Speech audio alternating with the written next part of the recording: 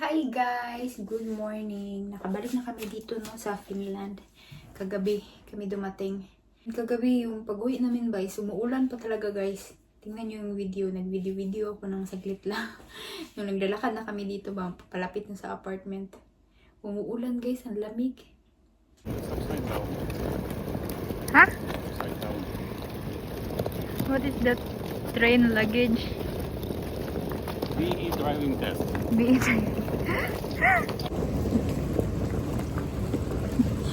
Gabi na guys. Ay, gabi na kami nakauwi. Tapos, umuulan, umaambon pa guys. Sobrang lamig.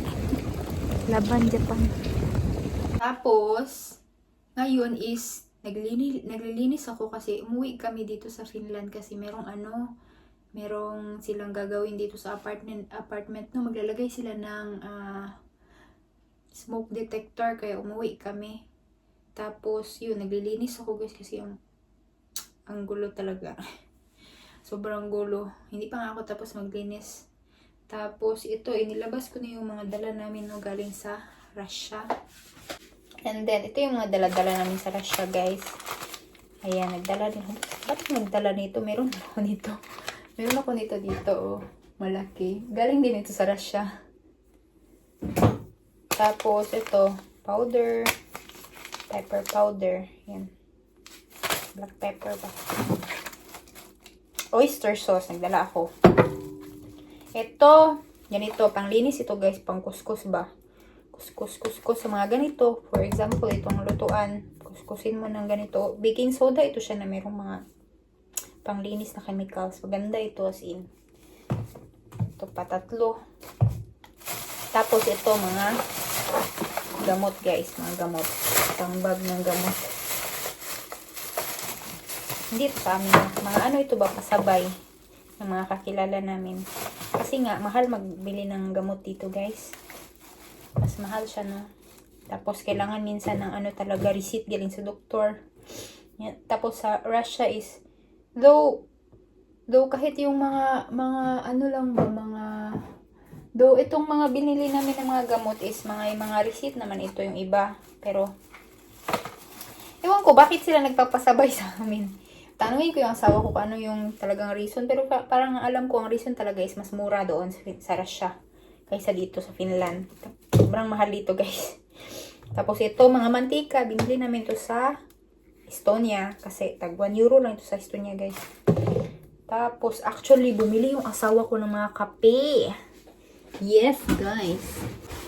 Ito siya nilagay ko sa isang box. Ito siya na kape. Mukhang mumurahin man siya no. Pero sobrang mura niya sa Estonia guys. Tag ano lang siya sa Estonia. Tag 1 euro and 49 cents yata. Basta 1 euro lang siya guys. So, na-shock kami kasi mahal ba yan ng mga kape no? Tapos, diba sabi ko sa Estonia, 1 euro lang ito. Tapos, nung napunta kami sa Latvia, nakita namin ito na kape. Tag 5 euro something doon sa Latvia guys. No, na-shock kami no? Kasi mahal. Patang mahal. Tapos, dadalhin namin ito sa Russia no? Pabalik. Tapos, ano pa ba ang i-share ko? Ayun. Kaya kung nakita nyo sa video, 'di ba, ang dami namin luggage, ang laki ng mga luggage namin, yung luggage ng asawa ko na parang masira na yung ano niya, yung gulong niya. Kasi sobrang bigat as in kasi meron kaming binili ng mga ano no, mga alak sa may Tallinn.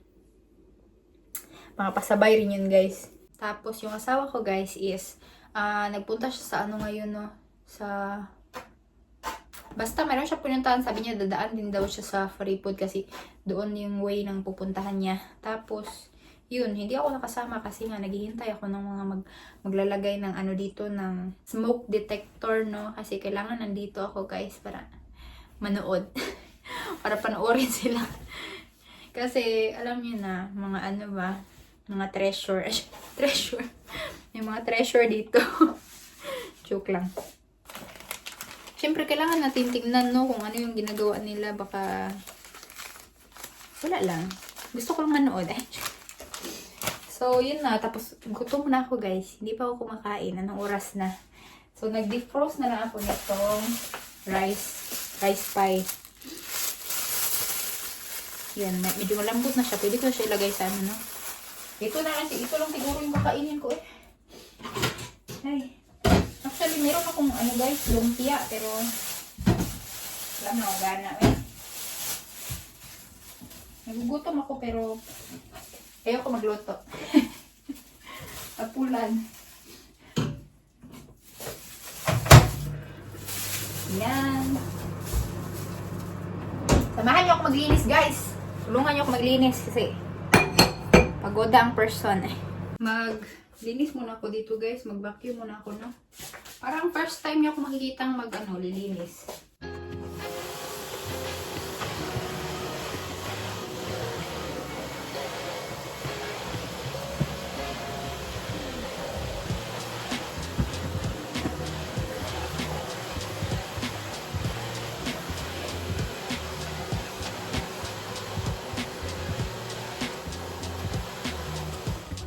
Kalimutan ko guys, meron pa pala kaming dala, no? Galing dito sa Russia. So guys, wait. Ito pa guys. Wait. Ito, ewan ko kung meron tayong ganito. Ewan ko kung meron tayong ganito sa may Pilipinas. Ano nga, ang English daw nito is millet or millet. I don't know. Paano siya pag-pronounce? Psheno. Psheno in Russian. Psheno. Dalawa. Pero para ito sa mama ng asawa ko, no, request niya. Tapos, dalawang rice. Buckwheat. Gretchka in Russian. And, ang hinahanap ko, munggo. Tapos, ano ito? Pandikit sa rubber. Tapos, ito guys. Kita ko sa inyo.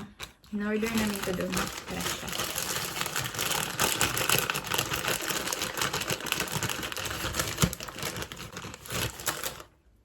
Ayan.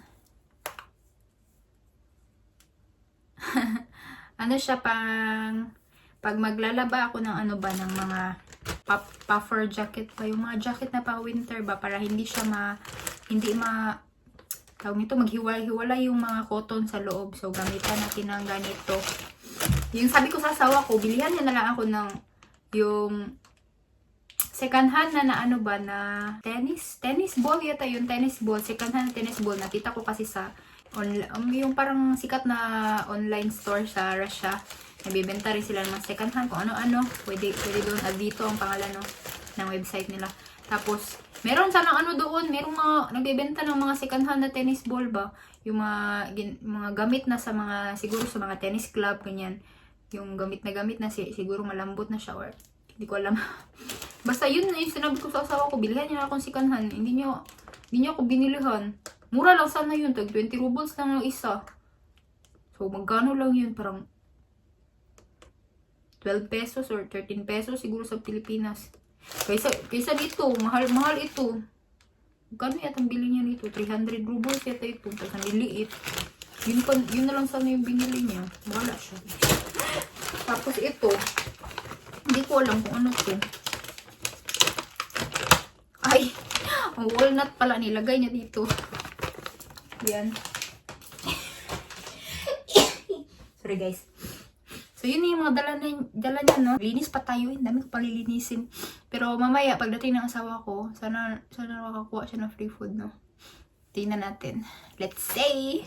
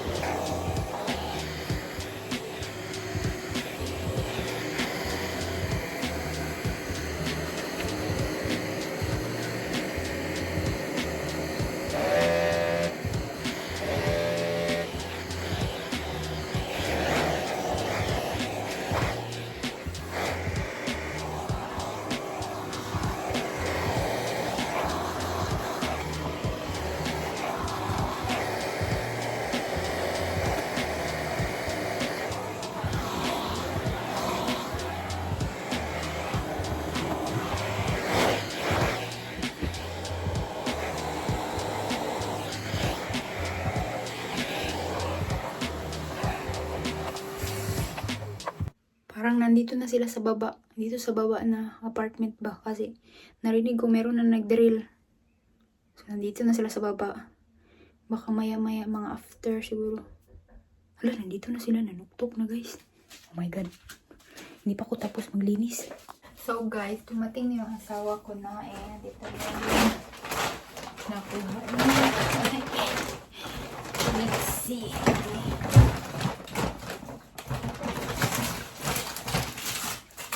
As usual, tinapay. Wow, potato rolls. Mukhang masarap, mukhang soft. Yung tinapay natin sa Pilipinas ba, ganito yung itsura. Soft.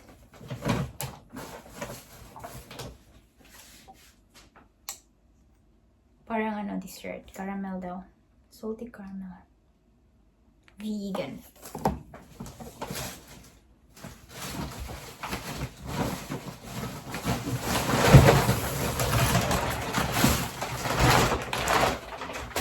Then, diba mag-isa lang siya pero ang dami na nakuha.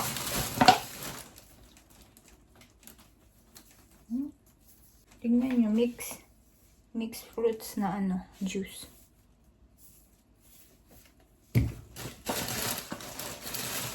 Hello guys, may karne. Guys! Wow! Tingnan nyo guys, karne. Diba? Wow naman. Ang sarap nito, guys. Kasi marinated. Nalaka. Diba? Nakakuha ng karne, guys. So, paano na ako nandoon ako? Double ta na ito. Oh, tinapay. Wala, guys. Sausage, guys. Tignan nyo, guys. Sausage, guys. Ano pa? Uy, ang dami, guys. Perfect talaga ito, guys. Dito na pala, guys.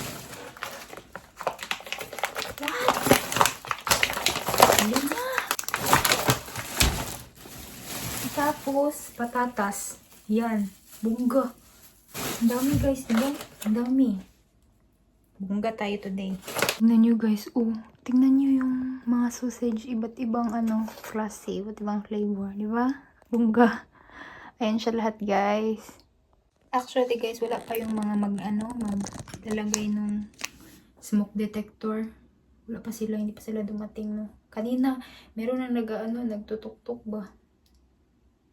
Pero baka nagano pa sila nung nag-break. Buti na lang dito na yung asawa ko. Magluto muna tayo guys ha. Kasi gutom na ang mga person no. Gutom na kami. Wala pang kain. Simula kagabi, simula na pagdating namin, hindi na kami kumain kasi wala kaming ready na pagkain. But now, magprito tayo. Prituhin natin itong sausage. No? Amazing man. Uy, ang daming nakuha ng asawa ko. No? Paano na lang kung nandoon ako guys? So, sobrang dami siguro namin dito. Diba? Maganda talaga no? Na punta sa mga ganun ba? Kasi nakakatipid ka talaga ba? Nakakatipid ka talaga. Hiwa-hiwaan natin. Actually, meron akong lumpia, wey. Meron akong lumpia na naka-frozen ba. Pero ano eh. Mag-defrost pa ako na. Huwag na. Next time na natin yung kainin. So, hindi talaga rin ako nagluto kasi nga pupunta yung asawa ko doon sa free food, no? So, syempre, meron talaga mga ready food na galing doon. Tulad nito, dali naman ito lutuin. Yan. Yan. I-boil ko lang ito, guys. Parang ano, healthy tayo, no? Healthy. Healthy rin tayo minsan, guys. I-boil na lang natin. Para magaling. Ang ganda.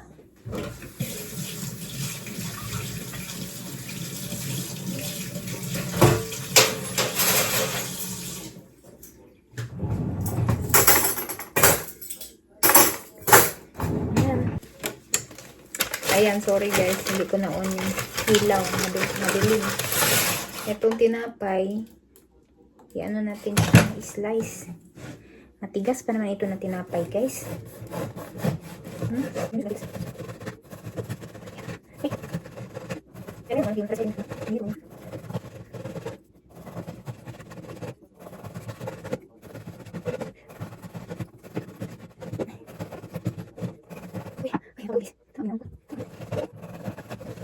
guys.